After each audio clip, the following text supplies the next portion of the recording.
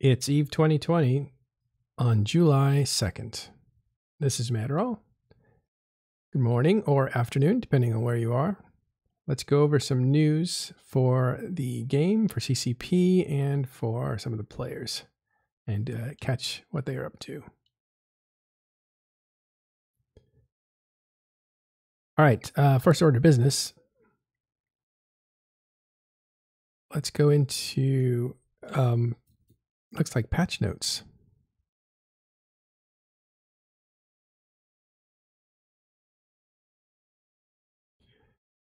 This has invasions, I think. Yeah, there have been some changes. What's going on, Fonsway? Let me pull it up so I can make sure I get the details right. I am enjoying this more consistently, regularly released patch notes. It's nice to know what's actually changing, whereas before it seemed to be a bit mysterious. Oh, so you prefer being told like where the changes are and what to look for? But it's not necessarily like major changes, but like just that sort of almost proof that there's nice little bug fixes going out and stuff like that is just nice. So we've had there's 3 bullet points here listed for the current Chapter 3 of the Triglavian invasion. So first and foremost, it says sightings of the World Arc have been reported in systems with progressing liminality. So the World Arc is back. It was there in Chapter 1. It was taken away for Chapter 2. We were promised that it would return. It seems that now is the time. The patch notes are intentionally very vague. All this stuff is backed up with the patch data, though, that went out to the game client today, which we can look at after these 3 bullet points. Second one, Triglavian Edencom forces have begun sending reinforcement fleets to defend their deployed assets in space. So, again, they're just ramping up the heat. There's more rats, more things to do. And the last bullet point is kind of the most important one, rebalancing the pacing rewards and standings received throughout the invasion, because Edencom players had a very hard time gaining standings previously. Killing the Triglavian rats was giving very, very low standings. So that has all been repaired. It was like something like 100 times more. So that should be less painful for them now. We see in the actual update files. Firstly, on Singularity, in the update files are 3 new items, actually. I can pull those up. Give me a second. Sure.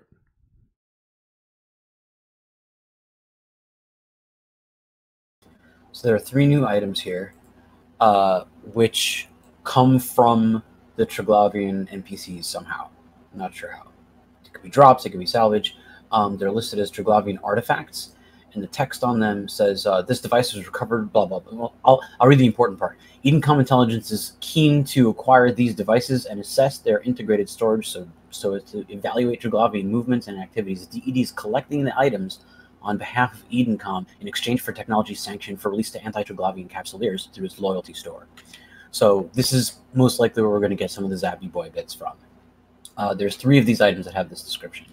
So it might be books, it might be prints. We're not sure exactly what parts, but some of them there. And it would make sense that we may get the other parts that are needed from the actual Edencom ship, and their ships that are added as NPCs and we get salvaged from. So that would be a follow-up to this. So this is what we see in the patch date on Singularity, and on Tranquility today, we see actually in game the new World Arc site. So that's live, and it's called, I'll pull it up.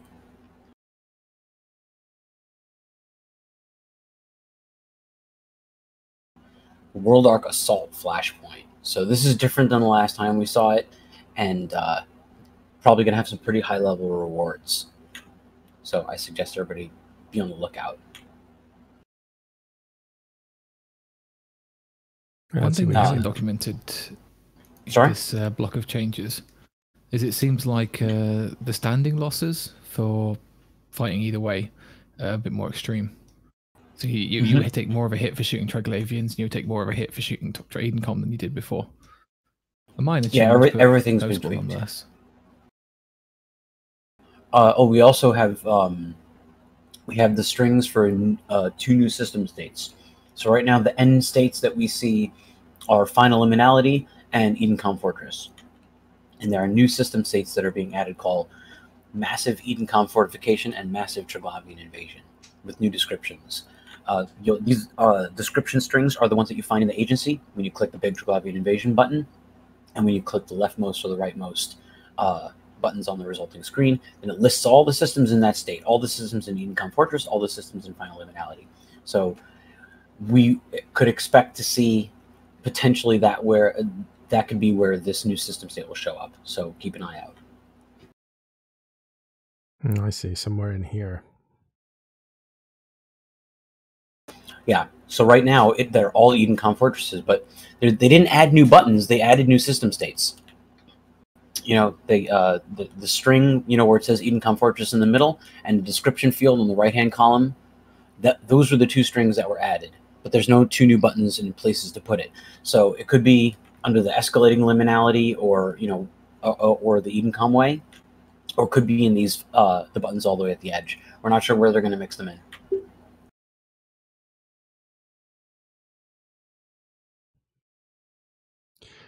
How is this gameplay going? It got off to a big start, and now we've been talking a lot more about what players do. But what's been going on here? Well, the Final Liminality button is your answer.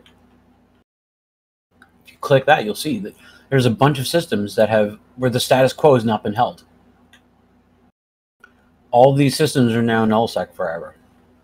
6 systems? That's what they've managed to take all the way so far.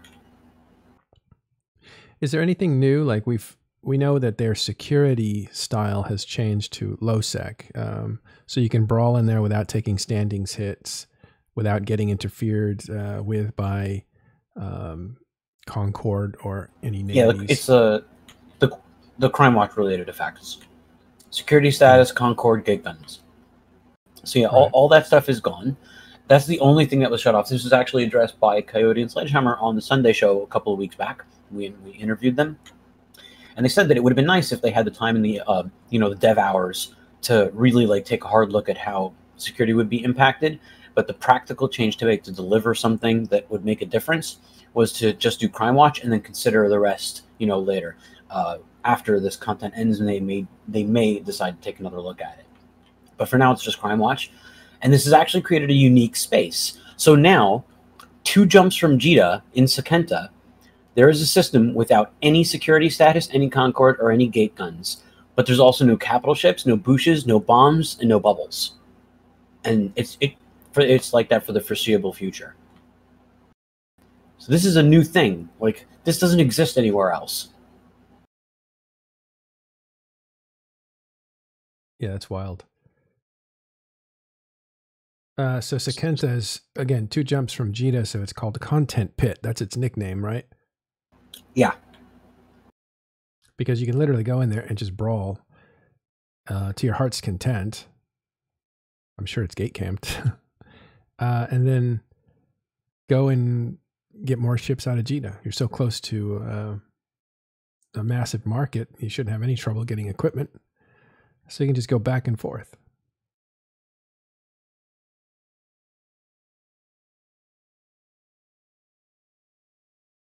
All right, cool. So those are some of the changes. You know what's interesting? That they put a lot of work into the arcs, right? I was wondering. You mean the World Arc art specifically? Yeah, the World Arc art is. It would be a shame if it really was only a few months that it existed in the game. So it's good to see that those things will make some kind of appearance. Well, after featuring so large in the trailer, but the segment trailer, they couldn't not give it to us. So it's definitely coming back. One other thing, if you run the new World Arc site, CCP Sledgehammer would love to see how you're doing. He let that know on the Abyssal Lurkers Discord. Yeah, he's been very, very plugged in to the process, very involved. Looking for how the players are receiving the content.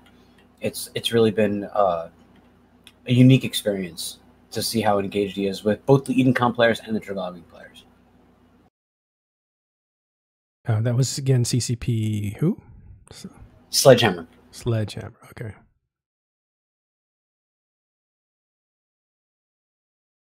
All right, let's transition over to anybody else have anything on invasions?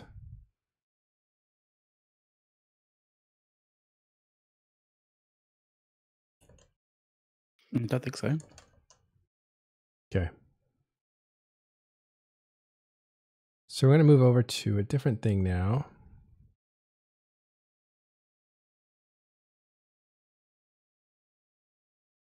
This is an announcement that let's see if I can see that.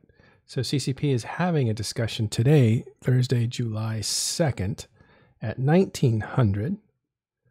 I believe that's just a few hours away, like 3 or 4, right?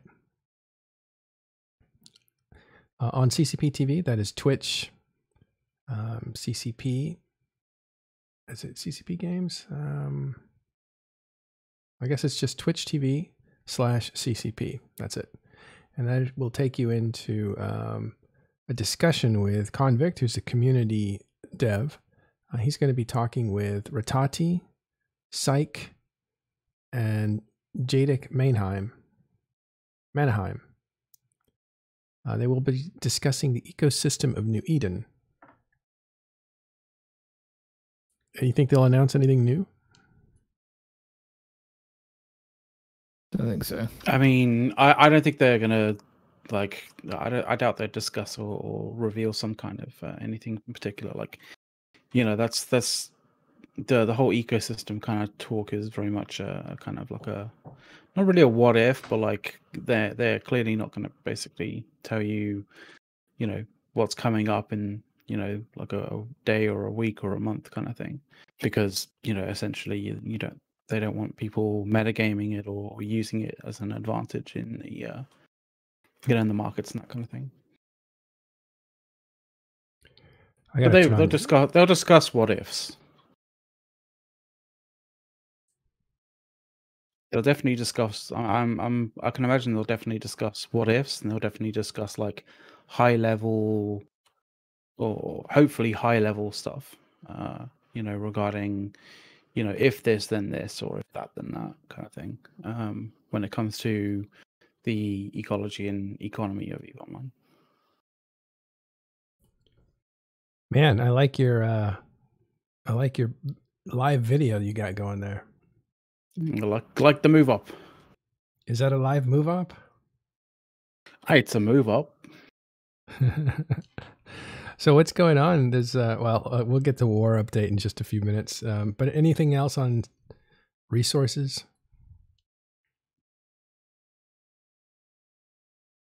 I should do this instead of camera. This is much sexier than my morning face. Nah, man. Like the. You've got plenty of fans, I'm sure. I've seen YouTube comments. Somebody said I had nice hair. You don't get any expression in my face. Update. Like this is the thing. What I'm doing is I'm constantly doing this. So CCP kind of goes, oh well, there really is like a market for us to like properly go and create this webcam to avatar kind of connection, so they can get their avatars to actually speak. Like that's what I'm trying to do. That's why I'm trying to force CCP to kind of be like, we should do this. Yeah.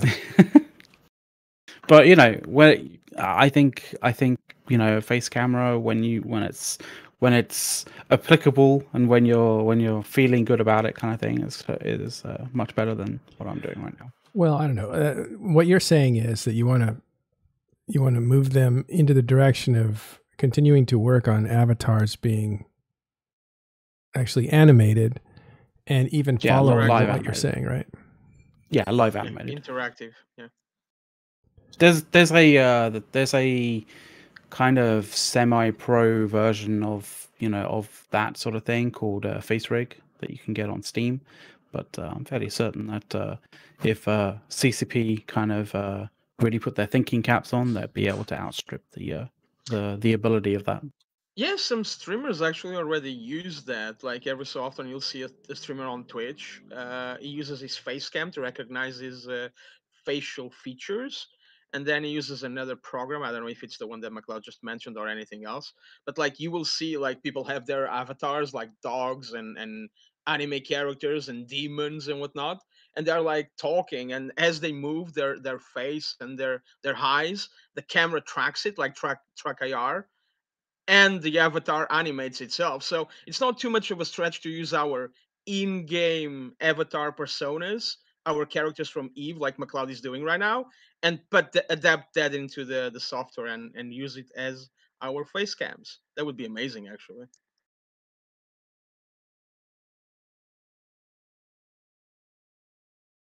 Well, we're not far from that. They demonstrated that in October. Some of the work being done on there. I think they used Aura as a model, and her visuals will have expressions, and not just facial expressions, but lights and mood and stuff like that. So it's interesting.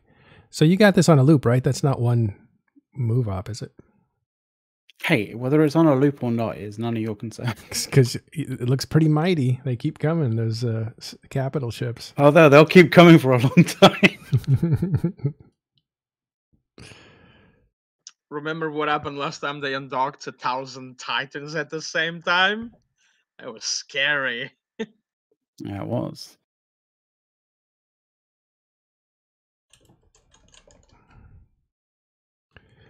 Let's move over to a war update then.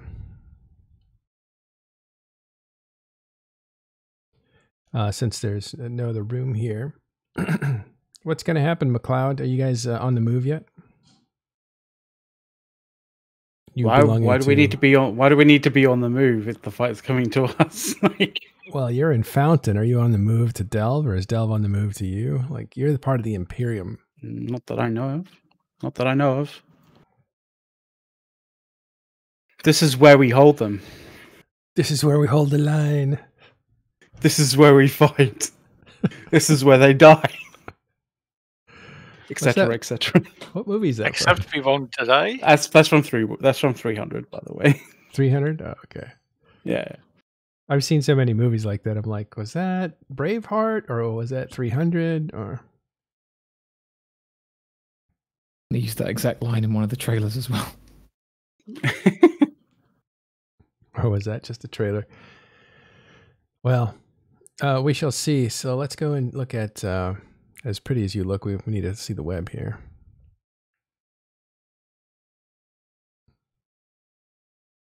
Let's have a look at statistics, see what's going on. Well, some action in Innsmother in the last 3 hours, so something might be going down over there.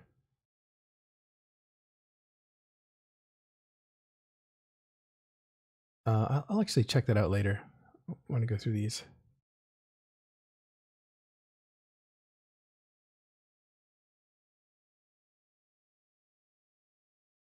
Wow, too many windows open for this one computer. I think it's time to expand to a second monitor. I've resisted it, yep. But it might be. It's a good thing, dude. It might be time to like buy equipment and upgrade.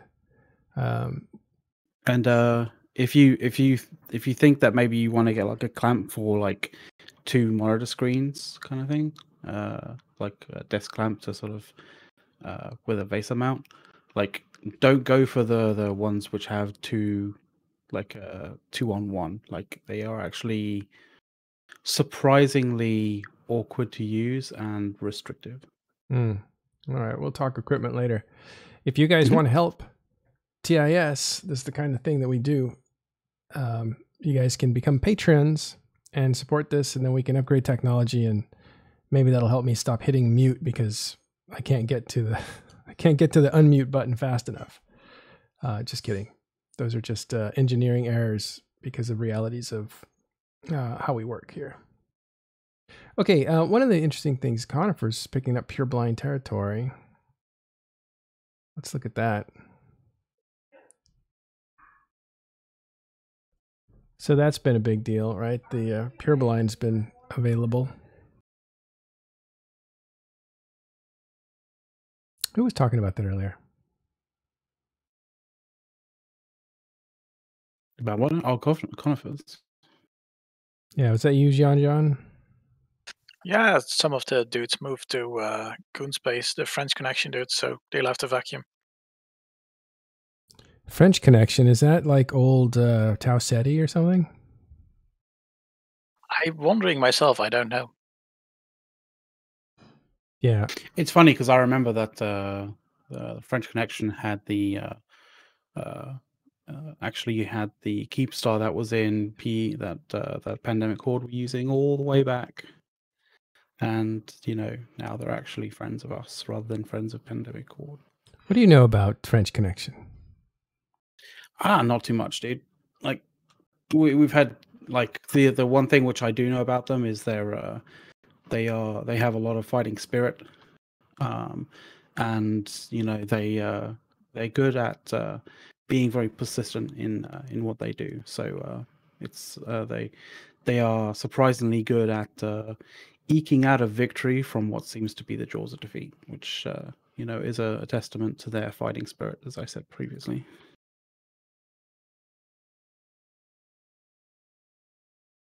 They're good guys. All right, I'll check out their kill board, see how many actives they have in the last 7 days. It's a new trick we learned. Yes, from Villy.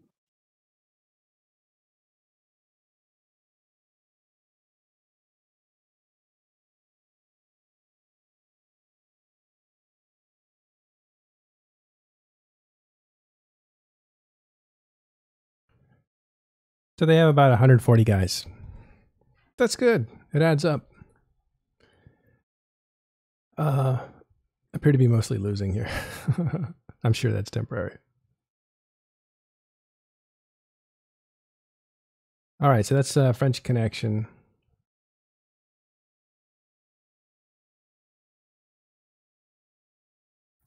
Looks like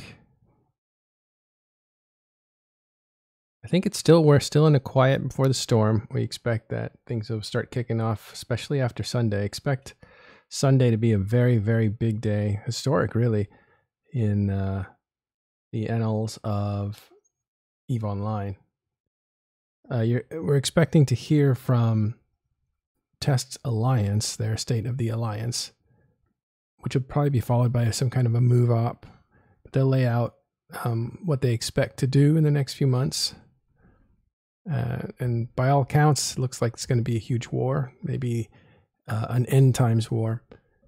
So we may hear from other groups like NC. Who's also having a State of the Alliance on the same day. So everything's getting kicked off on Sunday, right around this time. We'll see if we can catch some of that news over the weekend.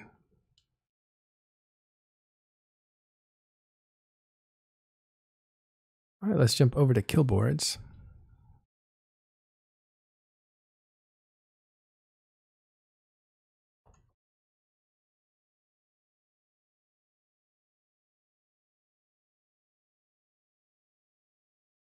We start with the over 10 billion set. Not much though. It looks like just a hell was picked off in Iridia in Urtu. I always like that name. It reminded me of R2D2. Urtu. Losecnia took someone out as an NPC corporation.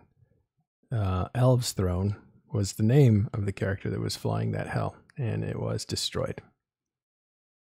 So Losecnia, no stranger to destroying supercaps. Also, you had an Asbel destroyed in the Forge in Erleen. That's a popular system. Usually pretty safe. It's a 1.0. That belonged to Dagger of the Knot. And that was taken out by Jita Holding Inc. Where those guys are, Jita Holding Inc. We've seen them kill a few structures here and there.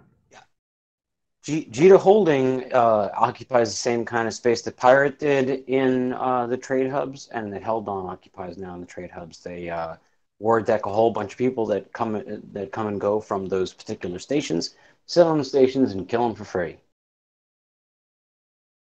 They also probably have the same deal they had with the Tranquility Trading Tower Trust to destroy hostile structures for the group, for that group, and get paid in return.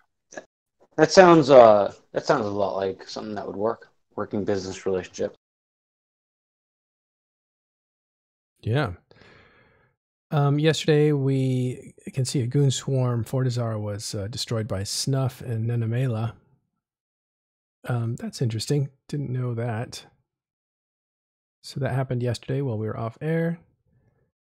And Arton, Dangerous System Arton, Test Alliance RIA, that's a jump freighter, was taken out by Domain Research Mining Institute. Some of these vicious mercenary pirate type groups are called industrial names. That's for like security by obscurity. They hide their name, you don't see them sneaking up on you, then they take you out. We also see that an Aeon was destroyed in Detrid in the system of 77S8 TAC-E that belonged to Star Chaser Alliance. Sharon Den Adel was destroyed, her ship, by Legion of X-Death. So Fire Coalition took that out. And then finally there was a Nyx taken out, belonged to Siberian squads in KW TAC. That's Tenerifus. It was taken out by Inner Hell.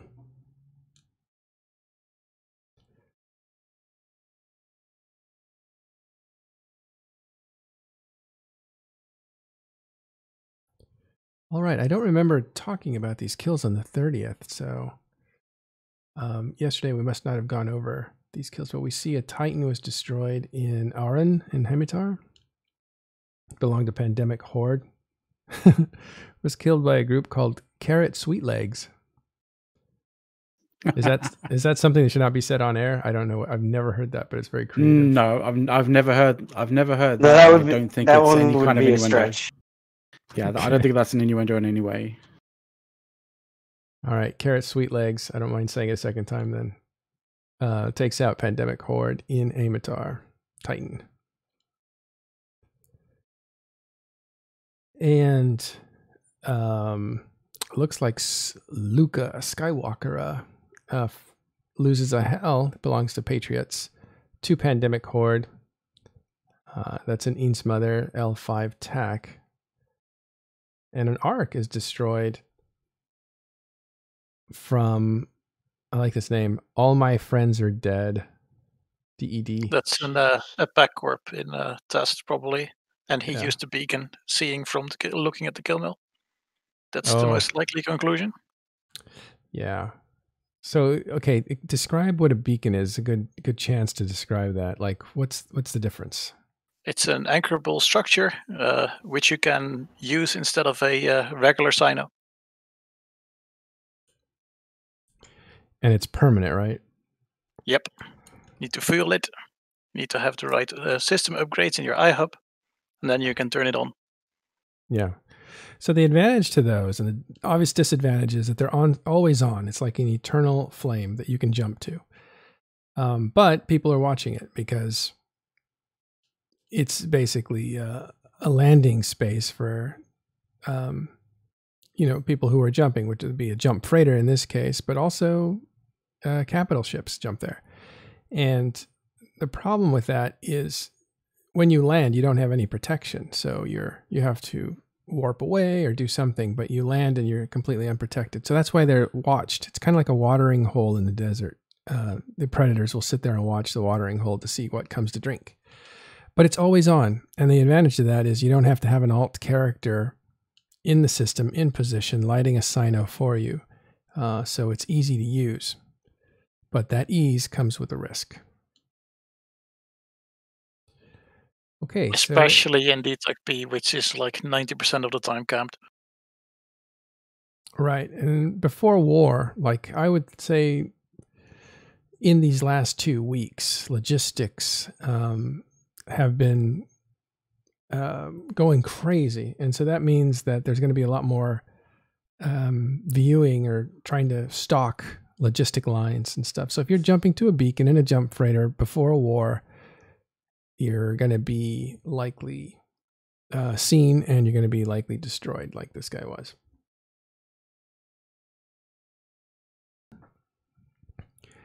Now, still working and moving your stuff before a war is better than moving your stuff after it begins. Because once it begins, a lot of little groups will come around and they'll be watching the I would say the logistic lines, but also the jump routes of the campaigners. Whoever's on whatever army marched through, there'll be people looking for stragglers to kill because they can take down 1 or 2 capital ships. They can't take them all when they're all together. That's why move ops are so important to make. If your group is moving, you want to make sure you get there on time. And if you can't, then you got to be extra careful being a straggler because stragglers always get picked off. Okay. So those are the kills.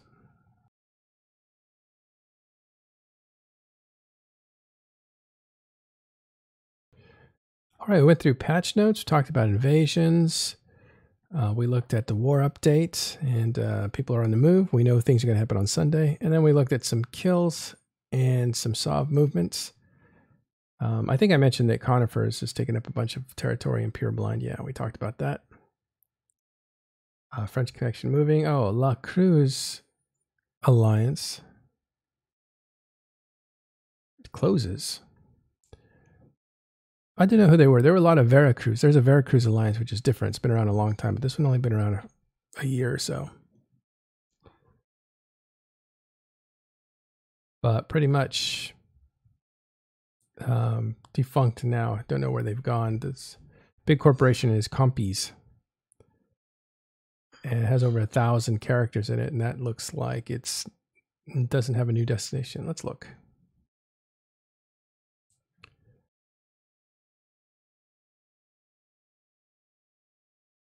Yeah, they were from Dogma Destiny Alliance. They went to La Veracruz Alliance, and now they're freelancing, I suppose. They're not in an alliance right now, but they have over 1,000 characters. That really was the majority of La Veracruz.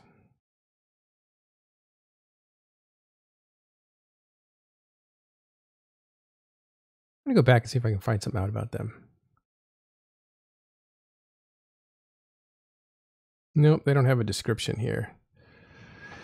Okay, so we'll try to find out more about them. Anything else, guys?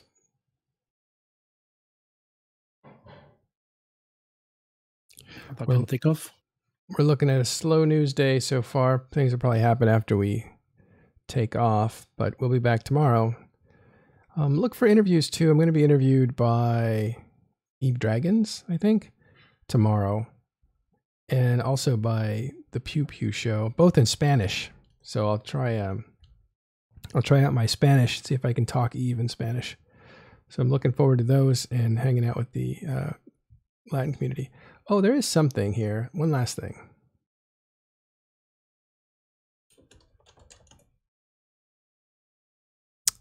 Eve Echoes.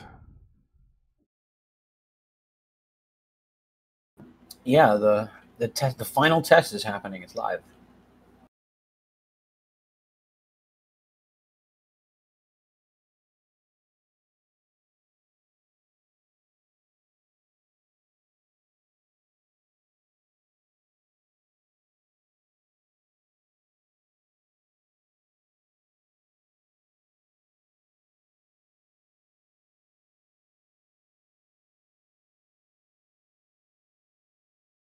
Still confuses me the vast number of people that play Echoes in emulators. All right, sorry. I was Here, I've got their tweet. Put that in the stream chat. I was taking some instructions from my family. They're taking off right now. Okay, so back to Eve. Yeah, this is interesting. They have Spanish language on Eve Echoes right off the bat. And it's supposed to be really good. Like, they've fixed a lot of things. Yeah, I guess they may use engagement numbers with the Spanish client from Echoes to determine the viability of doing so for Eve Online. That would be nice. Would be a smart move, right? Instead of investing all that time and money into putting Spanish localization Eve right away, if this is coming up soon, which it is, next few months, I think. Yeah, you could see how many people are playing it on a mobile platform And that would be some kind of data on how many people really want EVE Online in Spanish. And so if you want EVE Online in Spanish, I suggest that you pick up Echoes and play it. In addition to playing EVE Online, if you play EVE Online. And if those numbers are up, we'll make a strong push to get EVE localized in Spanish. It's a different market, different players, but you know, it's just at least one data point. I think Echoes is already announced to come out, I think in a month? August. Yeah. It's next month, really. Yep. So within 60 days.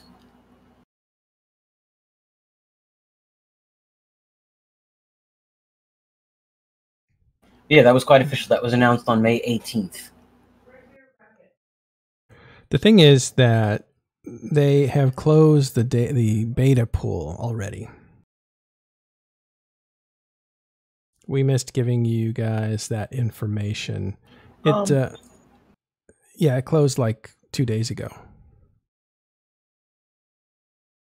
Yes, EVE Echoes, to answer your question there, Tokenlo, is EVE Online.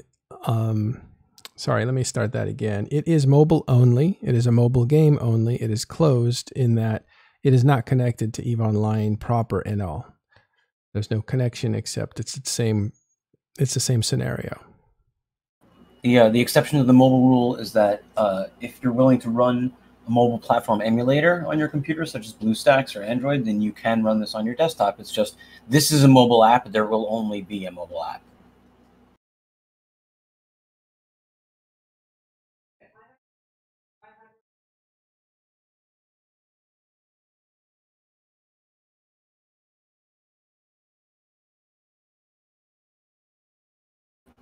Tiger says iOS registration is still open. iOS, no. I think, let me double check. I checked with, I'm pretty sure that the beta is closed. I don't know if pre-registration for the game or something else might be open. Let's have a look. Yeah, so pre-registration is still open. I think that is different than early entry into the beta. So there's two different things. So you can still pre-register now. In fact, let's see what that looks like. Okay, I failed already. Come on, there's no back button, really?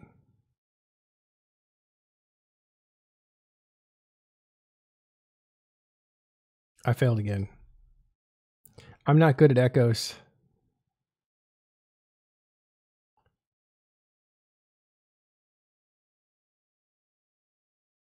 You need to type in a email address. Yeah. Right. But see, here's the thing. I'm no UI design expert, although I play one on TV. This here doesn't stand out to me as wanting your data. This whole thing looks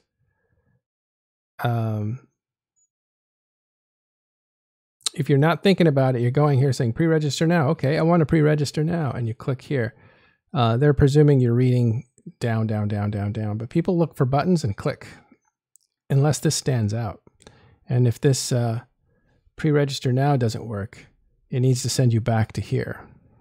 It does give you the information, watch, but there's no way to get back. So under this news item, EVE Echoes Open Beta starts now. So I'll put this link in chat.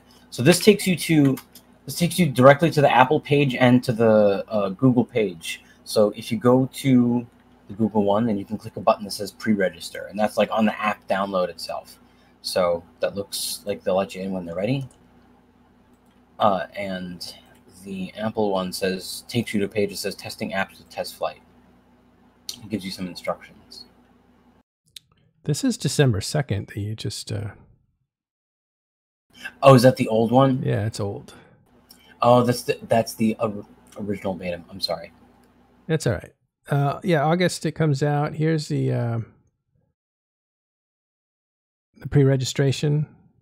This is my 4th attempt.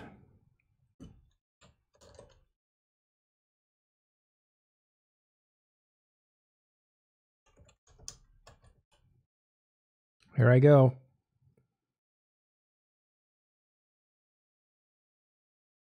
And I did it.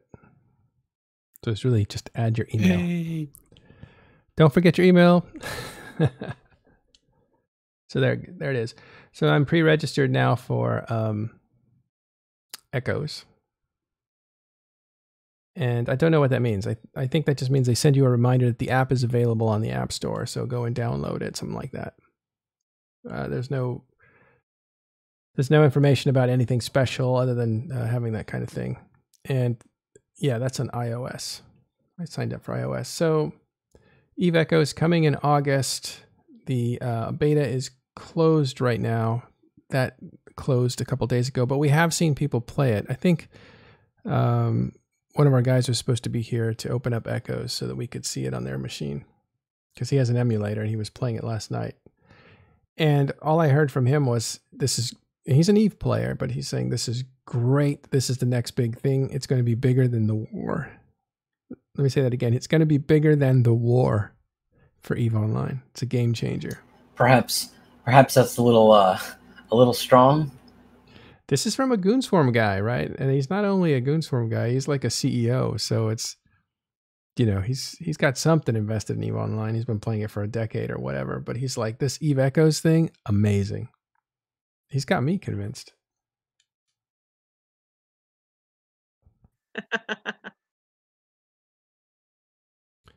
What, have you played it, Z-Master? Nope, and I don't really intend on. All right, you have too many games, huh? Okay, so won't go into it. But this is something that we're going to cover as TIS. You guys are all entitled to your own opinions, but it's something we're going to try to get into. And there will be clearly other places, other Discords where Eve Echoes is, even Eve Echoes proper.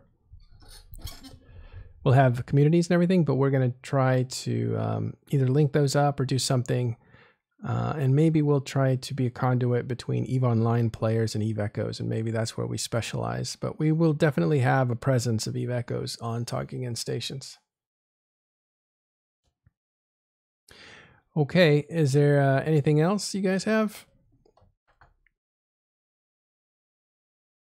If not, we will take a quick look and see who's around.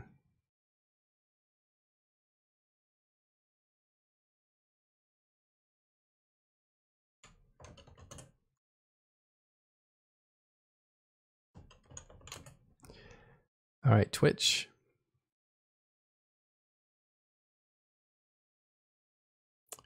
While we wait, do you guys have any questions? You can ask me anything. I won't answer everything, but you can ask me anything. How do you like your coffee? Well, that's a bit of a cop-out. Well, I think that's how they work, right? AMAs are... Yeah. Like AMAs you can ask, but like, it depends whether you actually get answered.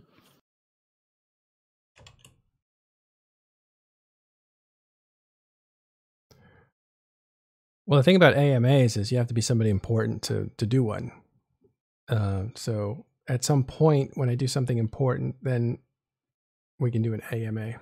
But in case you have an AMA about EVE Online, which I can help with, or some of these guys can, go ahead and ask questions.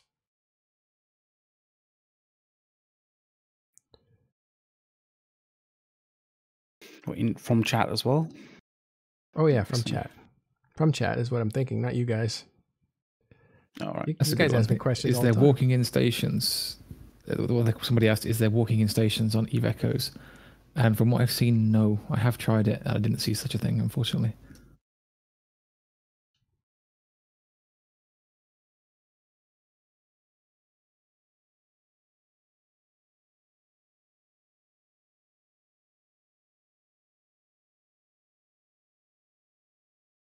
Any other questions?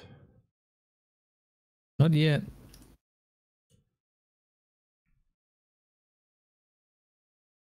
Matt, are we going to cover big battles?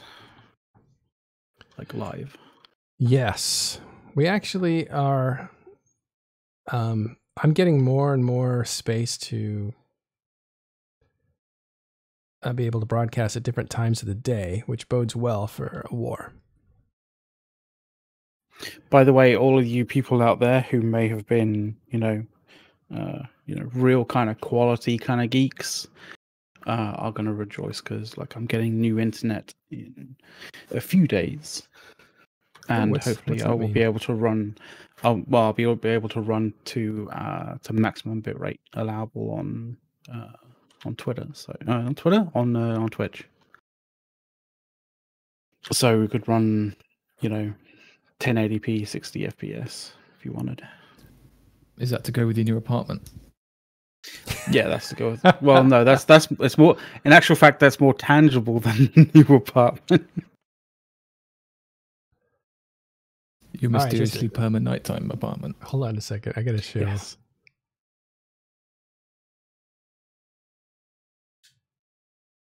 There's your talking face again. The Eve stream is at 1900 Eve time. Yeah. It's a reminder, 1900 today will be Ratati talking about the ecology, which is a big theme for us here at Eve. They're fixing the ecology, or I should say adjusting it. Whether you think it was broken or not depends on your game style, but things will become more scarce. With scarcity comes more tension over the resources, higher prices. It will slow down the manufacture of ships, which makes them more precious, which makes them more meaningful, which makes it harder to lose them, which you might think would actually slow down people's ability to fight because they want to protect their ships more. But we'll have to see if that turns out to be the case. It may turn out that people still use T1 hulls just as much as they did before, but when they lose them, it's going to hurt a bit more. But thank you so much. I love making free money in the market. But the good part of it is that if you mine, that mining will be worth more. If you put things together through industry, that process will be worth more. So that will get more value. I think for a long time, there was this idea that if there were cheap minerals, that people would create ships like water, just constant ship building, and more combat would happen. But what that did is cheapen the experience overall. I wonder what does that mean between Tech 1 raw materials and Tech 2 production. I wonder what's going to happen there. Why? What do you mean? Well, because generally Tech 2 is always a bit more expensive than Tech 1. Now, are they going to make all materials overall, whether it's Tech 1, Tech 2, it doesn't matter, more rare, more scarce? Or is it just Tech 1 raw materials? Or is it just Tech 2 raw materials? So the mass battles, like the raw numbers, are generally Tech 2 cruisers, and the construction of a Tech 2 cruiser takes a Tech 1 cruiser. So yes, it's some minerals, but you're not talking like a lot. It's like what, 10, maybe 15 million in minerals to build a Tech 1 cruiser. So it's not going to be very punishing in terms of that, but like building their capital and super capitals may become a little bit tighter with the minerals. But then again, there's the question of stockpiles that need to be depleted before this even begins to actually hit their numbers. Quick kind of thing, like a lot of people kind of may have wondered over the last few, sort of last 6 months or whatever, why hacks have become like, the go-to kind of doctrines for people to use in terms of subcaps, especially in the height of the reduction to minerals and stuff like that. Was being that people are feeling, and the thing is, when you have to throw away a fleet, you want the best utilization of that fleet as possible. And, if you have the materials to turn, like say what would essentially be a T1 cruiser fleet into a T2 cruiser fleet with just a little bit more materials and some build time, in order to get such, much better returns in terms of its capacity to fight, then you definitely do that. Yeah, when every titanium counts, then you want to make all your titanium count as much as you can. So you're going to take those Tech 1 cruisers and you're going to turn them into Tech 2 cruisers, and that's going to be the most efficient use of those base materials that you can do. And that's so that's what why we see Munins everywhere. Yeah, that's why we see Munins, we see Eagles and stuff like that. rather than Maulers and Feroxes and stuff. Another great advantage of hacks is you can really good disengage with them to run away if things go south.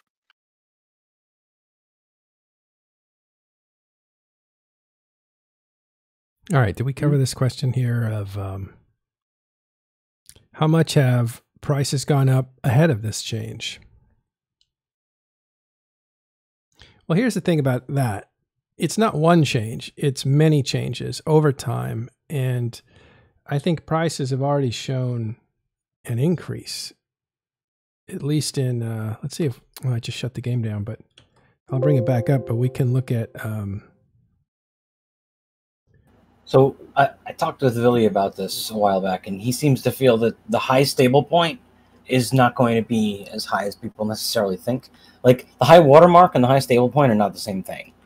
There may be spikes here and there, and that'll set the watermark very high. But the stable point where stuff is going to settle eventually, which is going to be higher than it is now, he feels that is not going to be notably so, or at least not unaffordably so.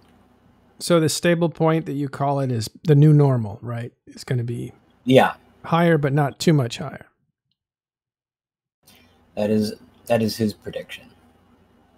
Let me see if I can bring up markets. Yeah, he sits at the controls of the Tranquility Trade Tower, so he might have some insight with regard to that. Well, that's not conflict of interest free either. Any talk that Villy has about the economy, you must always remember that he is a beneficiary of. Well, he benefits from trade. He doesn't care what you're trading. Yeah, but frequency and price do affect his bottom line. Although I don't think he cares, but we just have to. He just wants transactions.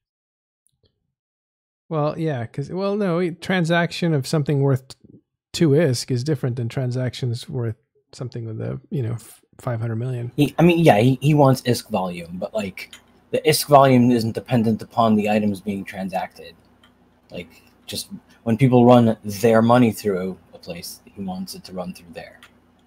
All right, well, let's take a look at some ships. How did I misspell ball? Oh, because it has 2 A's. Bhaalgorn, hardest ship to Let's bring that up. Sorry, McLeod, we're going to cover your... Let's add beautiful mythical avatar beast. face. No. All right. Well, smile on your avatar one last time before you... I need some help from CCP to do that. Oh, okay. Point made. All right, let's have a look at the market. You guys like market stuff, right? If you want good stuff, go to the Oz. I think that's THE_OZ and check out his show. He has one on Twitch. I think it goes to YouTube later. And he's opened up a fund, and he's a finance guy, and he does finance streaming. So check out his stuff. That is the Oz. For now, let's do amateur hour with the market with Matterall.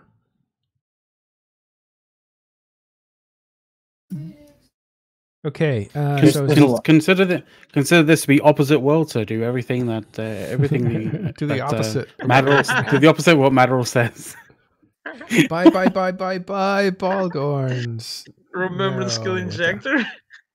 That skill injector was a huge victory. Here, I've had 2 victories that are painted as losses for me. One is gold ammo argument. I won. Oh my god! No. I won that argument. 2. No, you do this. 2. I spent a ton of money, ISK, on gaining SP points. I recommended a certain way to do it. And everything went swell, except that I bought the injectors at their high point, and they dropped down to about 10,000% less than when I bought them. However, I still ended up coming out with 4 characters that gained 40 million SP each. That's 4 characters, 40 million SP. That's a win. And I did it for 80 billion. Okay, gold ammo, 1. Injectors, 1. You're just asking for it, man. Yes, I am being super, super sarcastic, but yeah. There you go. No, but okay, so here we go. The thing is, I do often self criticize, and so I want to just correct the record at some point that there's a mixed record. It's not all bad.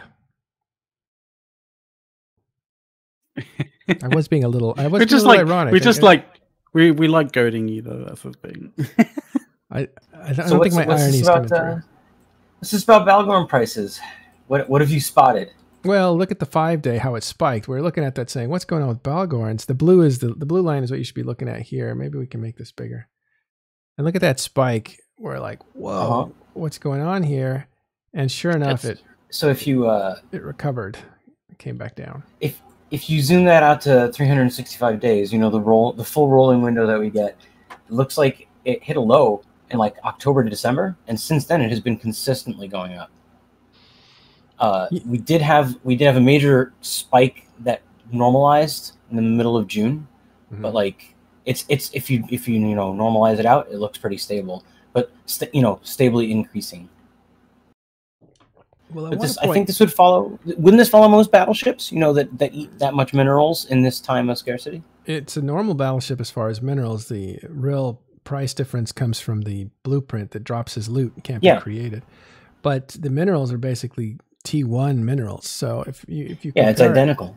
Yeah, so it's going to move along the same trajectory. So down here in October, when there was so many minerals on the market, everything was cheap to build, and it has been climbing up. That's your scarcity. So I think it was, I don't remember who asked the question, so I won't direct it to you, but there has been steady increases in the price of things. So that's the Bhaalgorn. We'll go to another faction, the Nightmare.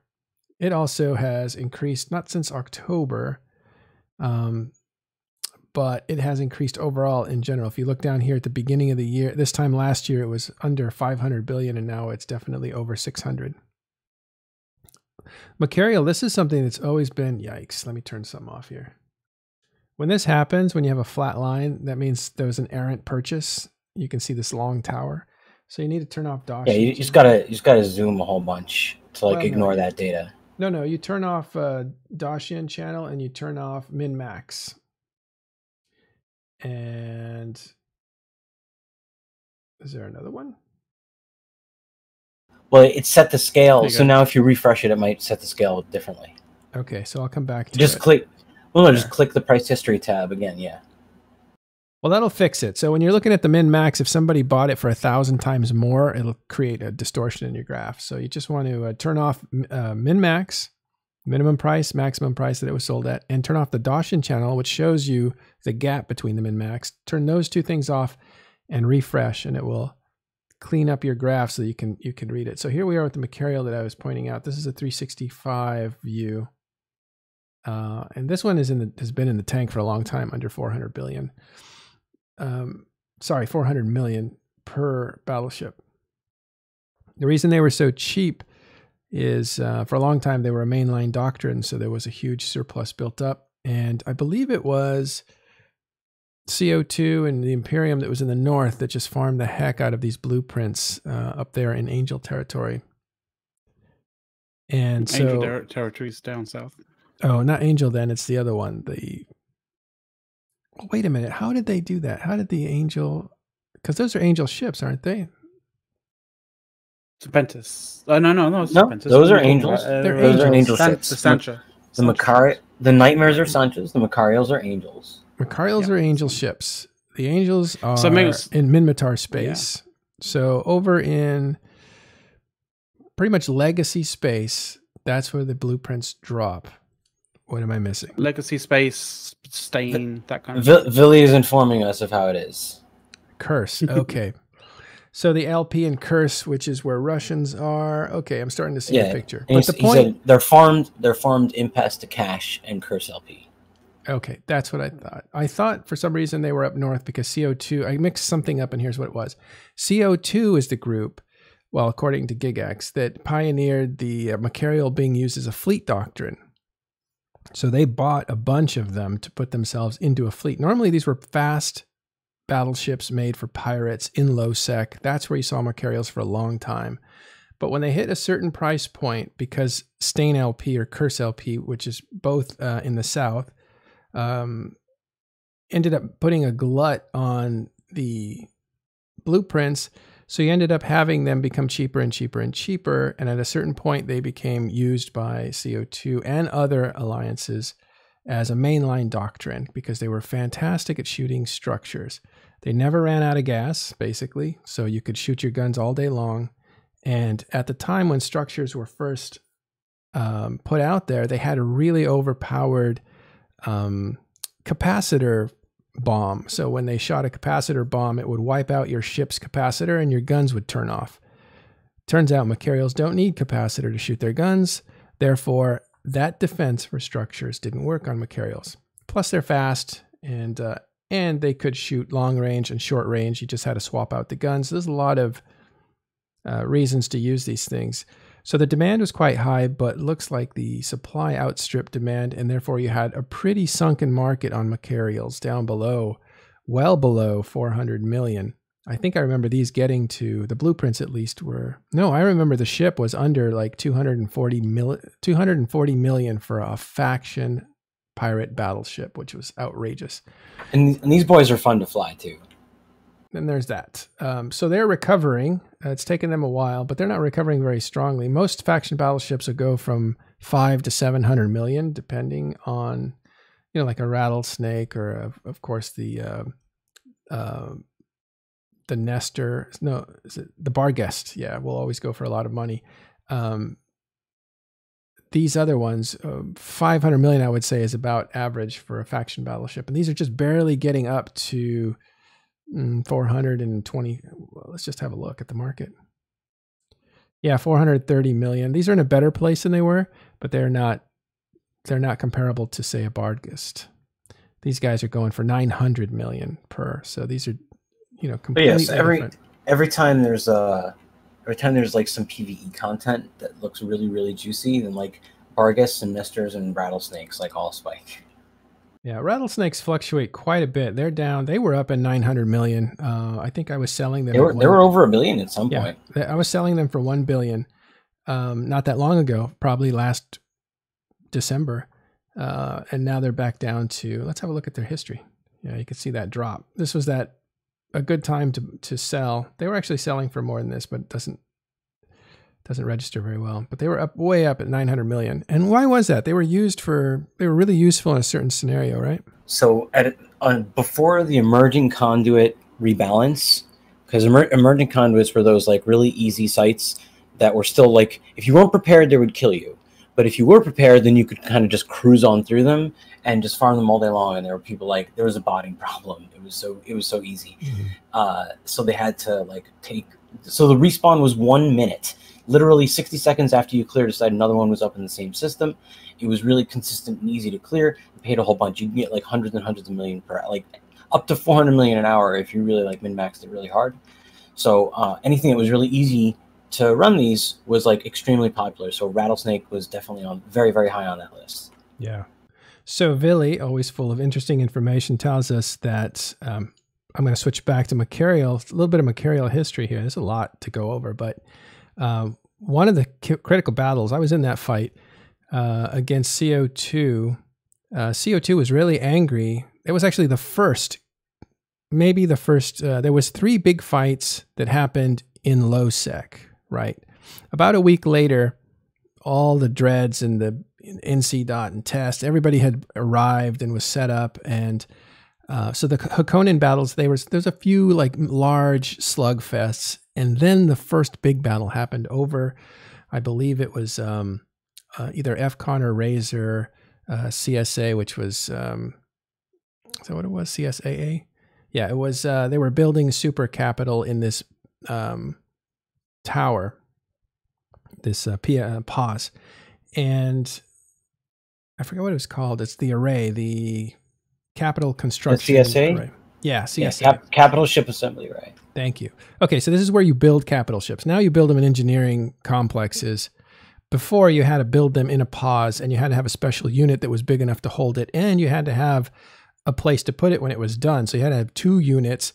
So normally these were big pauses, and they weren't always very well defended because a lot of energy went into the construction part of it. So they were defended by groups. So in the old days, if you were a builder and you wanted to build a capital ship, you had to ask permission from your alliance to protect your pause so that you could build it. And they would actually say, yeah, you can build it and we'll defend it, but you got to let us buy it for 20% off. Or that was the kind of deals you would make in order to produce capital ships. You couldn't just produce them. You needed permission. So there was much more of a bottleneck on who could produce capital ships. It's not like it is now, where anybody could do it in any complex. So there was a pause. I believe it was owned by FCon. It might have been Razor. And there was a ship in build, and there was an attack on it from the Money Badgers, and they had arrived, and Goonswar was really nowhere to be found. CO2 was in the area with a fleet of Macarials. They were way too small. I think they only, well, I'll get to that in a second, but by the time the vulnerability timer expired on the pause and it became vulnerable to destruction, there was still nobody defending it except CO2 was kind of flying around in a distance. Well, it was quickly destroyed and the battle was over before the Goon Swarm and the rest of the Imperium actually arrived. So it was like a moot point. And I think GigX was really mad about that, just that they didn't have it together. And they never do. The Imperium says that the first few fights of a war, they always get it wrong and things are screwed up, but they kind of like make adjustments and then fix things. And then they apply a ton of pressure to the things they fix. And by pressure, I mean a lot of people. And so what happened there was that GigX was so upset. He didn't want to, because his group was going to die, and he had a full fleet. I think he had like 250 Macarials. I think it was a full fleet. And he just told everybody to self-destruct. So yeah, they self-destructed 250. And we on the other side, I was an NC at the time, were like, what's he doing? Was he just, well, and it was not a surprise because he was completely outnumbered. And that's what I wanted to get to. In that fight, the Money Badgers arrived with about 12 to 1,400 combatants. It was a huge showing. And the Imperium, after they arrived with CO2's help, was only about 800. And I remember those numbers very well because for the first time in a very long time, the gargantuan numbers of the Imperium had actually been outblobbed. And that was very rare.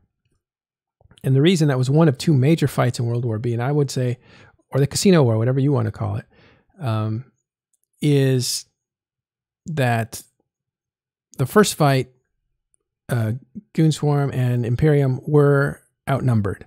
The second fight, again, Imperium made adjustments and they called more people and they arrived with 1,400 people, which would have been able to defeat the 1,200. But instead, by that time, Money Badgers had called more people to come and they came up with 2,400. And at that point, it was pretty clear that the Imperium's fate was sealed. So, okay, so that's the story of the self-destructing Macarials that GigX did. And by the way, after the second fight, when 2,400 arrived against 1,400, at that point, GigX switched sides, and that made the potential next fight more lopsided than it was before. So it was completely written on the wall at that point that they were not going to be able to crawl out of it. And I was I was working at INN, so, you know, once every few days I would have a private conversation for a while with Scion, the chief diplomat of the Imperium. And I would ask him, like, you know, don't tell me anything OPSEC, but what's the war look like from your guys' perspective and stuff like that. You know, he tried to put a nice face on it and stuff, but he's like, this isn't the first time we've lost space. This isn't the first time we've lost members. This isn't, in other words, like, we're going to get through this. And he was right. But you could tell he knew that, yeah, they're going to lose space. I think he even said that, yeah, they're going to lose all their space. And that was way before it actually happened. So I think they were very much aware that they're going to lose all their space. And now we're looking at that same situation again. Not that they're going to lose their space, but we're looking at a very, very big war that's going to mimic what we saw 5 years ago, 4 years ago. Okay, so back to Macarials and battleships.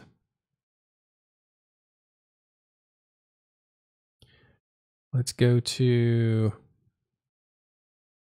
Okay, so the reason we're looking at the market is somebody asked, have the let's go to have the austerity, let's call it, or not austerity, but have the ecosystem changes and the scarcity of minerals affected prices. So we'll look at titanium. This is the 365. That's a whole year view. And you can see down here again in right around, November, basically around E-Vegas time. That's when things were at their worst as far as value for titanium. It was down to 5. I remember this hitting lower than this. Am I in the right thing? Yeah, titanium was at 5. So it had been lower than this. I think it hit a lot lower than that. But you can see the scarcity changes over time, because again, it's not one change, it's many changes, are increasing the price of titanium, which is the bottom baseline building block of everything. So it all starts with titanium. All capital ships, all T2 materials rely on a T1 ship. So all the T1 stuff is built with T1. All the modules are built with titanium. So yeah, so if we go to minerals, let's go back to titanium and zero in. By the way, I don't know if you know this trick, and it's hard to see, but right next to the name of anything you're looking at is this little circle that says Find Group in Browse tab. So if you click on that little target, it takes you to the group.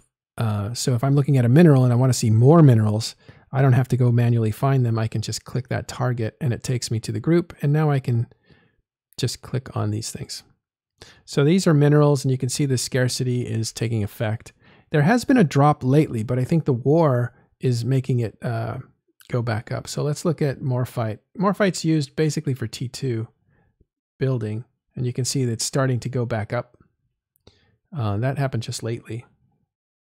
You can see again also, if I close in on a 90-day instead of a year long, you can start to see there's been an increase in the 5-day average, which makes sense. Basically, in the last 10 days, let's say, people have been buying up minerals for this war. Except where there's stockpiles. Titanium hasn't gone up, pyrite hasn't come up. There's massive stockpiles of both those bottom base minerals. But isogen, let's see, that one's not going up that much. And megasite's rare, but it's, yeah, Mexilon's the big one, I think, and Nox is a big one, yeah. And that one's taken a sharp turn. We'll get an even closer look at that. You can see it's taken a sharp turn. These are the bottlenecks for building, Mexilon and Noxium. So this is where you want to make sure you have enough of this. And both those are taking an upswing.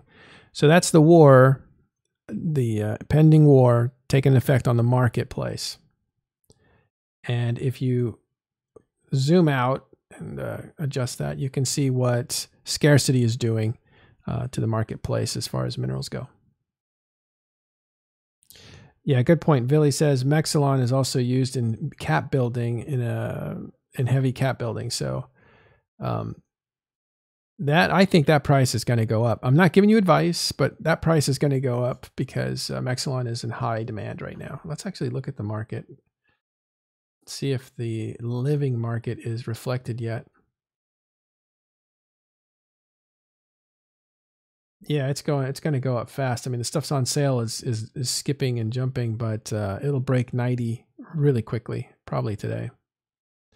That's 90 ISK per unit, but you need to buy millions of these units, so it starts to add up. So if you actually look at those prices real quick, you'll see. So look at those numbers down on the ticker. You know, things are green, 0.01%, 0.05%. You know, these are the numbers that we're used to seeing. But when you take off the first couple, the first couple units, or at least you add up the first bunch of quantity, you're seeing full percent changes when you add up enough quantity to actually fuel building a ship, not these onesie twosies. So this thing is actually moving pretty fast compared to those numbers you see down there. Like there's a big one. That one's down 0.3, not 0.03. So seeing a change of a full percent is like a very big deal. Yeah, it might be different now that the market has changed and it costs you more to adjust your market order, either moving your price up or moving your price down. And so people are less likely to move their order once they put it down. So you have to guess right the first time. This used to move a lot faster with the 0.1, 0.2, 0.3, 0.4, and they used to just jump on top of each other. That kind of behavior is slowed down anyway, but maybe not so much in minerals, because people will take their stack of 1,000 minerals and sell 200 at a time, each of them having a different price point to try to guess, like, you know, I mean, if you're into that, the day trading thing is not a great place to make, not a great way to make money as far as I'm concerned, at least in JITA. Maybe in Tranquility Trade Tower, right, Billy? So, because I think there's minerals there. If we look here, yeah, everything in yellow here is Tranquility. In their production center or their tower, that's player owned. So he gets a cut of those taxes, and those taxes get dispersed to Horde and Legacy, and it still goes to Goonswarm, because that hasn't, that trade agreement hasn't really changed yet. It may not change, depends. They're still entitled to it. And I think Billy is on record saying that they're still going to get their payments. Okay. So what do we want to check for? I always like looking at fuel, because that tells me like how many ships are going to be moving, that sort of thing. So we'll go to isotopes. I always put ISO and go to manufacture and research. And there's 4 different type of isotopes. You can hit any one of them. And then again, hit this little target up here by the name, and that'll show you all the isotopes right next to each other. And yeah, there's also a war effort bump there. You see that? You see the quantities here when things got announced went way up, over 1 billion units sold. And eventually the price will adjust too. And you're seeing that in the 5-day average, not necessarily the 30-day average yet. Those are nitrogen, which are not used very much. Let's go to like oxygen. These are Galente fuel. Ooh, there must have been a lot. It's only jumped in the last. Price has jumped up, but the graph hasn't caught up to it. You can see the price is now at, what's that mean? Well, so 572. If you turn on the high lows now, this one might be in sync because you shut it off for the, you know, to get the perspective right on the other item. Yeah, it didn't. It totally blew it out again. See. So, you know, the scammers, you wreck the market graph. Darn it. You might have gotten the whole. Oh yeah, and there it is. You might have gotten 500 million for 1 unit, but you screwed up my graph. Not worth it. Let's refresh. That's always frustrating. Yeah, it's oxygen. Now, oxygen is. Did I not shut it off? No, I missed it. I got the wrong one. There. Oxygen, there's always, I think there's a lot of stockpiles of oxygen because that's the Galente capitals. Those are used quite a bit. And they're also Rorqual. The oxygen is also used for ore ships, which are the Rorqual basically is the only one that jumps I can think of. And so there's always a lot of oxygen fuel, and it's usually pretty cheap because it gets mined a lot. So it is starting to go up, you can see, but it hasn't quite caught up. Although the price point has jumped up like 70. Let's look here. Yeah, it's like at 570 per unit. It was 500 a couple days ago, a few days ago. So let's look at the other one that's highly used, which would be helium, and this is the Amarian fuel. And it's sitting at a bit higher, more like 700 units. And you can see that one is starting to climb too. Let me back out of this a little bit. So fuels before war will go up because that is travel fuel. And these ships, these capital ships, need them to move. Well, they can gate, yes, but most of the time to move effectively, they're going to need fuel. And certainly to attack, they need fuel because they need a surprise attack and jump in from a range and that sort of thing. And so the other ones are the hydrogen. Oof, look at that. Hydrogen is used for Caldari. No. My goodness. Hydrogen. Effectively used for nuclear snare. I've lost track of the difference between hydrogen and nitrogen. Nitrogen's Caldari, and this is Minmatar. Yeah. Okay. I get them mixed up because I didn't usually buy them. I usually had armor capitals, so I didn't spend a lot of time on the shield side of things. But Minmatar, and that has gone way up because, again, there's more of a shortage of this, so you're going to see the effect of this a lot stronger than you would a helium or an oxygen. And I think we saw the nitrogen early on, and you're going to see that one jump too. Yeah. So we're not really concerned with the price. We're concerned with the trend. And you can see the war is coming is having an effect on the market. No, I'm not saying Minmatar ships are garbage, to use a different word. I like Minmatar ships. So Villy says that they're going to be fighting over helium space right now. Oh, that's interesting too. Yeah. That sounds like Dell. Well, he says Sancha Blood Space and Null, which is Dell. Yeah. At the very least, production of, well, I mean, the ice comes from HiSec as well, so it's not exclusive, although you can get a lot more in NullSec. But one thing that is exclusive to low and NullSec is Bard Ghost, or basic, not Bard Ghost, Bhaalgorn blueprints. So anything with Blood Raiders is in Delve and Period Basis and Aquarius and those areas. So Blood Raider stuff is going to become a little rare. Now, it's had years of being cheap and lots of, quantities of anything that belonged to them. Because, again, you had an empire sitting on a region or regions and farming the heck out of Blood Raider stuff for years. Right, it's been like 4 years of that, and that's why you see the Bhaalgorn price for a long time was super low. This is a hard one to spell, but I love. Yeah, this. if you Bhaalgorn, Bhaal. Yep. Yeah, if you look at the pirate battleships and you break down the cost, then you can see that not all of it, but the lion's share of the cost is going to be in the print itself. Like, just look for the print on contracts and compare that to the value of the actual ship itself. Right. Well, that's going to change because the area that these come from is going to become player versus player contested area for a good long time, maybe at least 2 months, 3 months. So we'll see what happens there. So yeah, you can. I think you can. What you do? Let's see. This is a little awkward, but you can do this.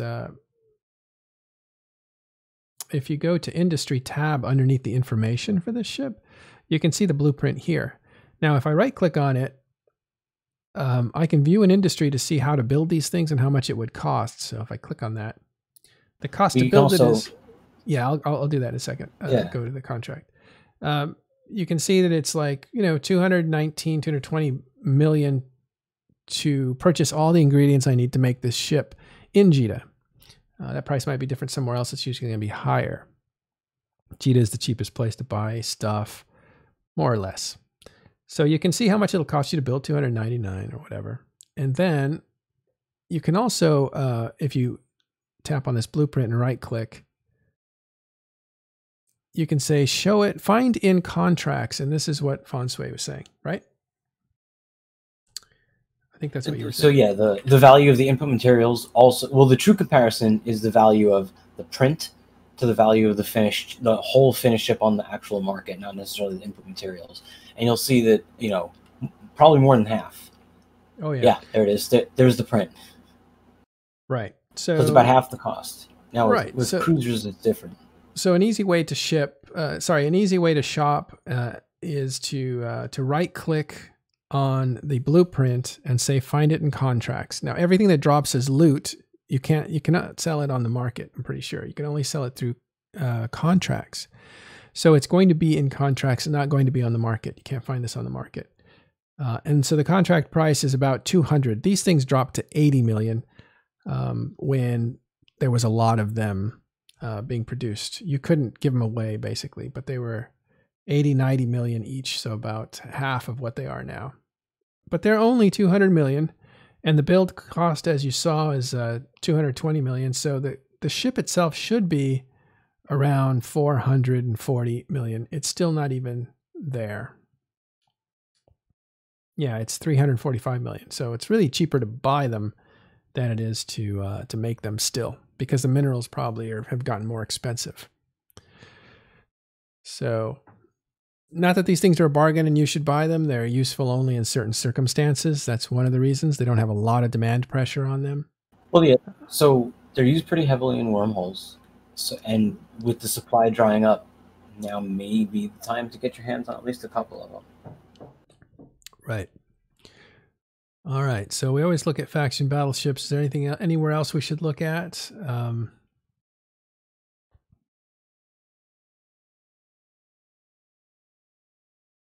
Let's see. And we'll just ask you again, ask me anything, or we can help answer each other's questions, right? If you guys ask a question, I can highlight it and other people can answer it.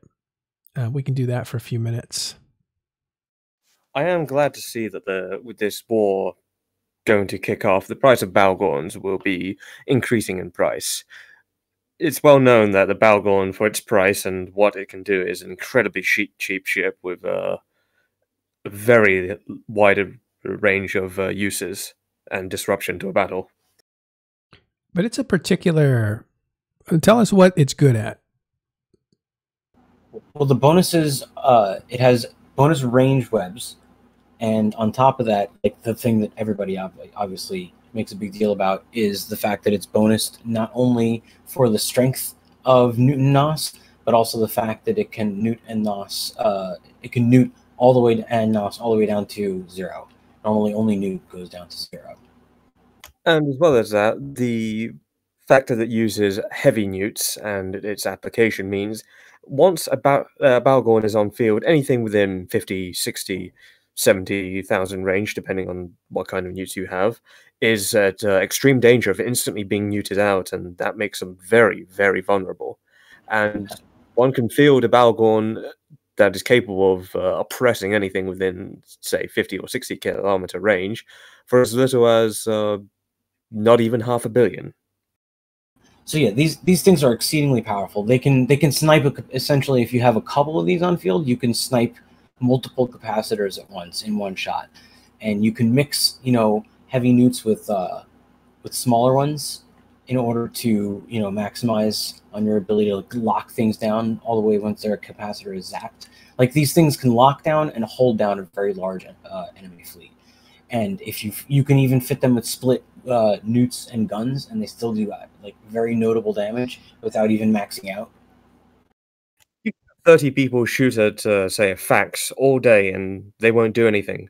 But if you only have 10 people and you put 2 Bhaalgorns on that fax will go down much faster than 30 people could. So to consider that the Bhaalgorn is just capable and oppressive there's circumstances, they can fight by themselves. Yeah, they'll turn the tide for sure. They'll determine whether the rest of your fleet is successful or not. And there's a lot of ships that are cheap because they're bad. The Bhaalgorn is not cheap because it's bad. Like it's good and yet still expensive, which means it is quite too available. Right. There's just a plentiful supply, which is what suppresses the price, but it's going to get disrupted, so that might go up. We've also seen some use cases come up recently, or we've seen its price spike recently. Let's actually have a look at that. And we're trying to figure out why. I think there's some new use cases for it. You can see that big spike. It spikes occasionally. Okay, get that to be bigger. All right. You see the blue line is the 5-day average, which means it's much more sensitive. So it shows you like something happening over a period of 2 or 3 days, as opposed to the orange line, which shows you things that are happening over a month long. Anyway, do you guys know what those use cases were? I got to answer the phone, so go ahead and take it for a while. I do, and many people have noticed the low price of the Bhaalgorn.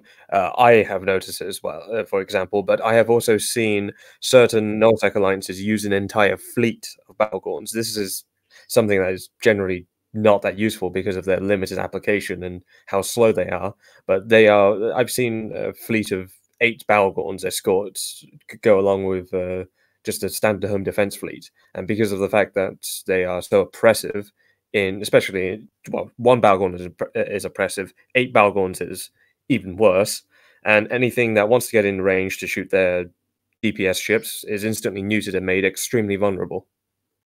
You forget the 30-kilometer web range. That Yeah. yeah. Yeah, you can get those. You can get those webs out. I think even potentially past 30 with implants and command burst and such. I mean, this is terrifying. An interceptor can't even get close. Even at even with a 45-kilometer point, that interceptor can instantly be neutered out. Yeah. So the idea is, if you throw pulses on these, then your weaponry is about the same range as your webs, and you can lock down even frigates and hit them. They look like a bloodied wrench. Like one of those pipe. Well, yeah, it's an Armageddon model that got a nice paint job. But this is the Blood Raider thing, Yeah, blood all over everything. Why don't you describe what Blood Raiders do and how they paint their ships? I'd rather not. I'd like to eat today. Okay, that's all. Why do some of those Blood Raider ships have corpse base? Let's not go there, right?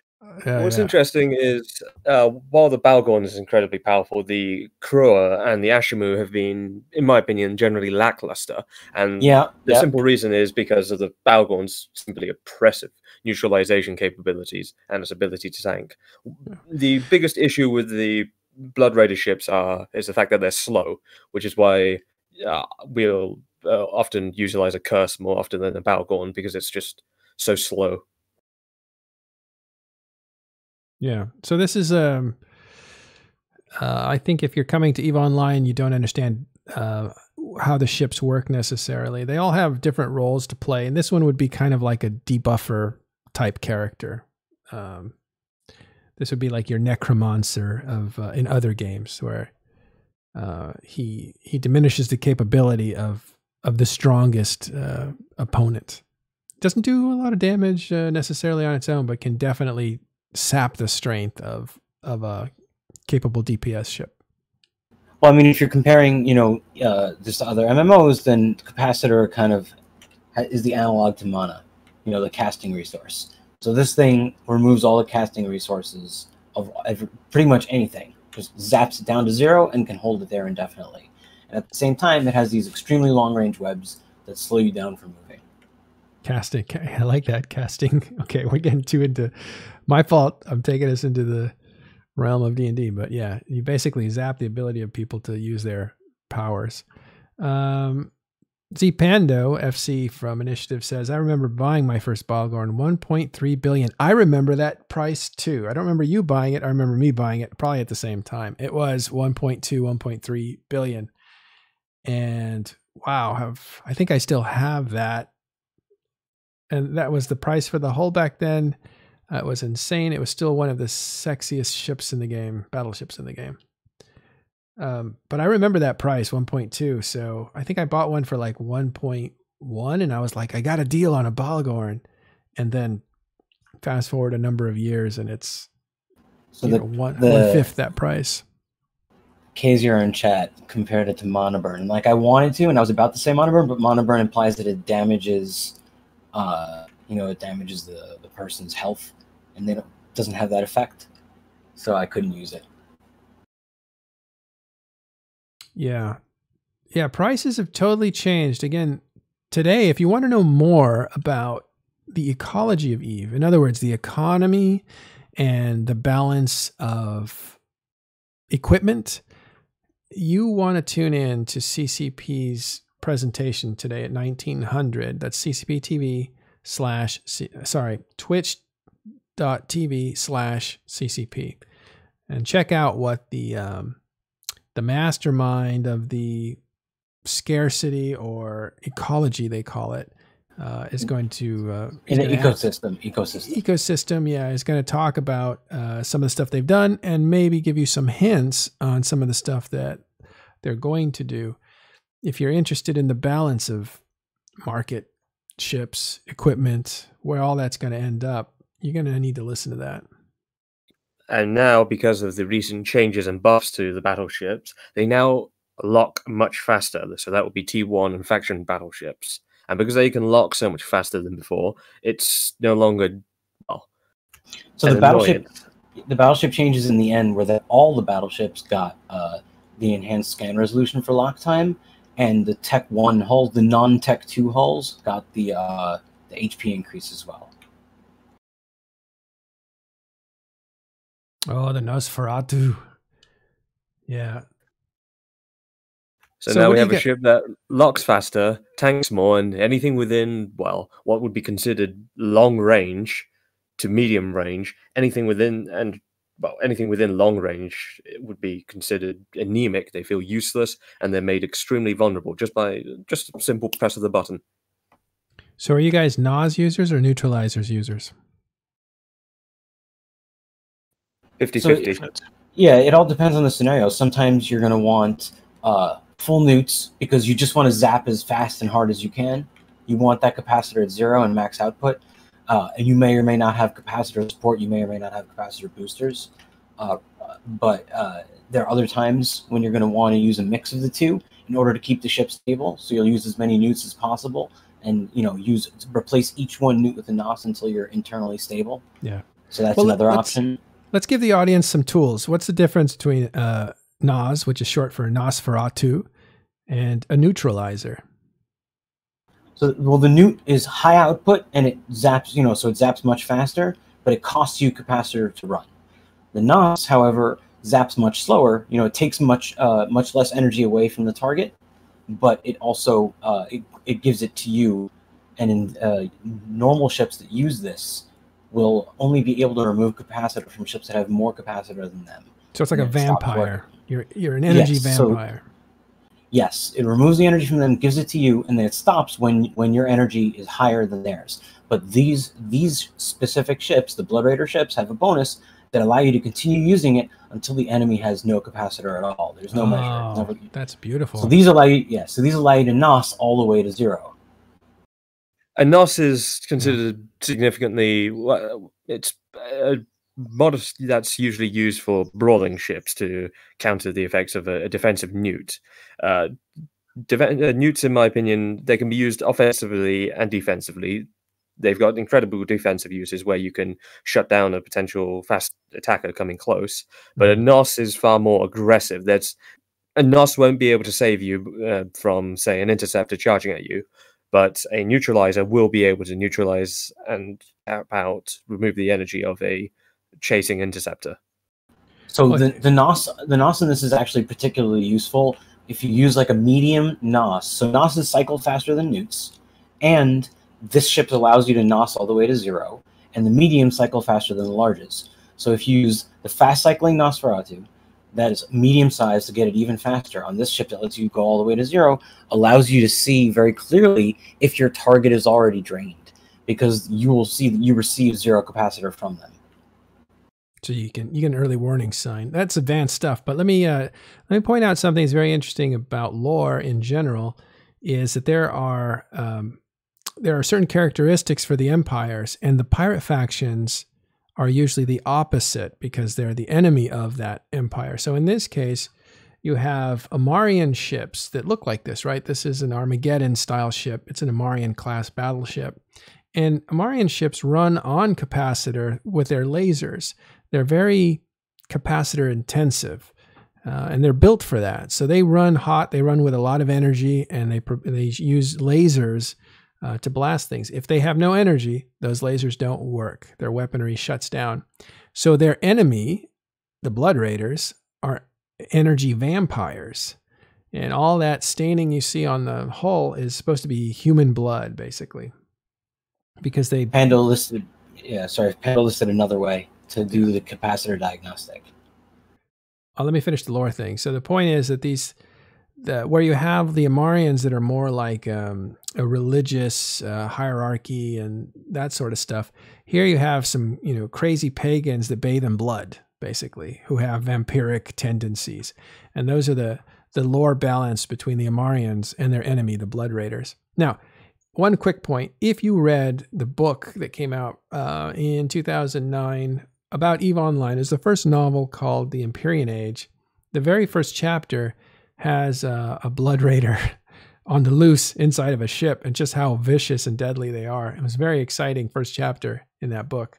But if you catch that, you'll know a lot more about Blood Raiders and what they're after and what they're trying to do.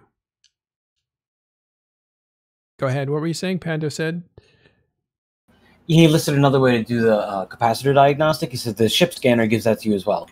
So that's not the only way to tell if your target is empty. Yeah, you know, that was something that it recently came up. I think in October that they were looking at kill mails, and there might be, you know, they have the ability now to do other stuff. So it's always been popular to have kill mails have logistics on it, right? So that people who are playing the repair role can get included on some of the tracking of how character's career is going. Because right now, the only way to track your career is how many ships you killed and how much they were worth, and calculations based on how much that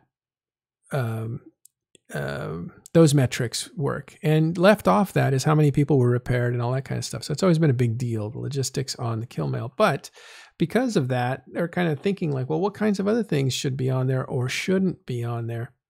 And one of the things I was thinking was that you have right now a complete, if you kill someone, you can see the kill mail and you can see everything that was on their ship.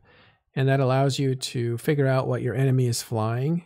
And even if you don't kill that enemy and expose their fit, you can just look through the library of Z kill mail or all the kill mails that get posted and see what everybody's flying all the time. And that's just a ton of free intel. Now, some people say that's no big deal, but it is kind of weird that you would be able to know what kind of fleet doctrines other groups are using without having a spy in there or without even killing it yourself and dissecting it. So one of the things that I was thinking was there's no career for ship scanners. There's no reason to have a ship scanner. It's a module you would put on. It's a choice you would make.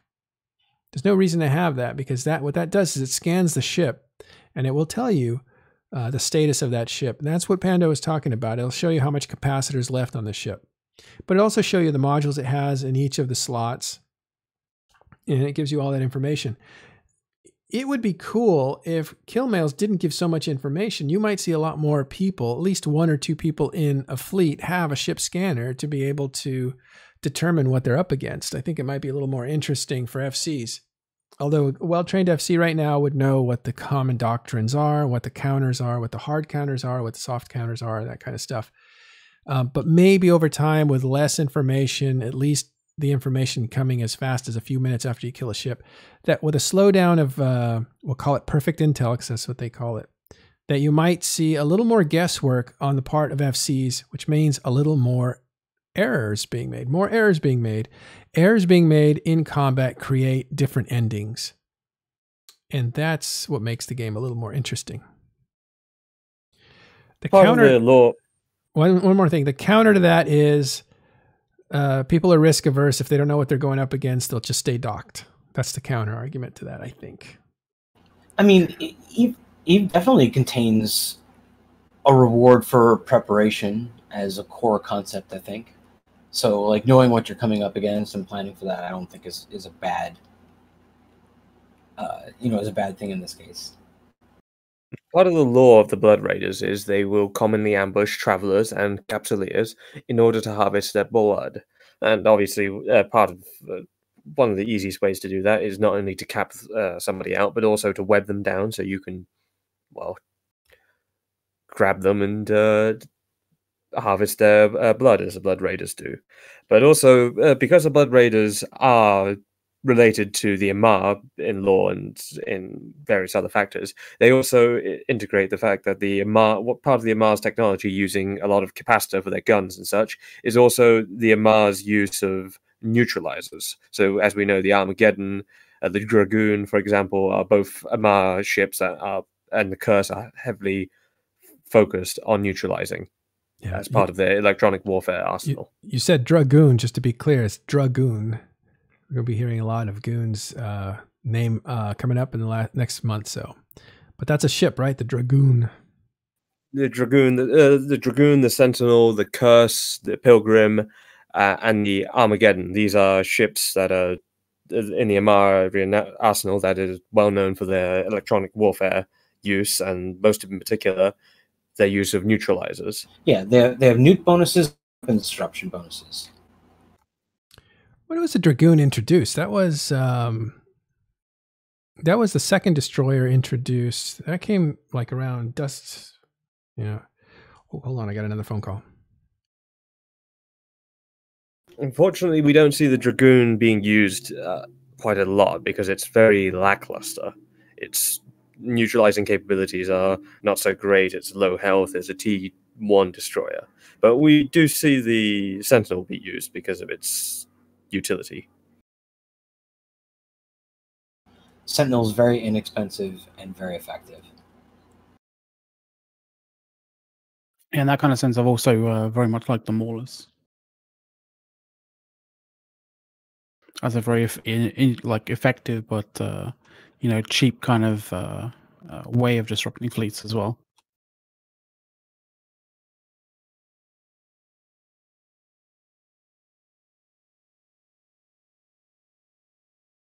I stopped the mute on that all really quick. Okay, cheers, buddy.